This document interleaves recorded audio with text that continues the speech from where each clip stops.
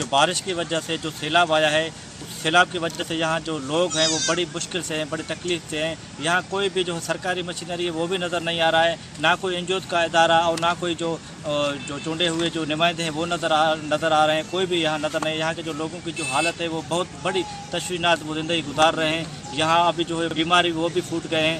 आए तो अभी यहाँ लोगों से पूछते हैं तो वो क्या कहते हैं। बढ़िया बढ़िया लोग जागी रहे एकदम आया बेचारा बुढ़िया बुढ़ल कोई भी न MP न MLA न को DC साहब कोई भी असां सरमादार न पी लदा क्यों DC साहब अॻे अपील लदा क्यों हिते अचनि असांखे ॾिसण अचे रहियो। असां मनाण में वेठा आहियूं की उस ते वेठा खटां असांजे ॿार पंहिंजी बचा नंढड़ा आहिनि, कोई बि असांखे ॼण वारो वीचार न आहे।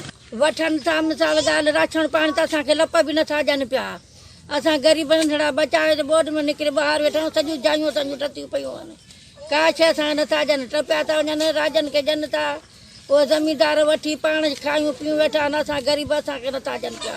असां बचड़ा नंढड़ा असां काॾे वञूं, असां नंढड़ा बचड़ा आहिनि वीचारा रोअंदा रहंदा चङे मानीअ खां टुकरा खां बि कंदा वीचारा, त असांखे नथा ॾियनि पिया।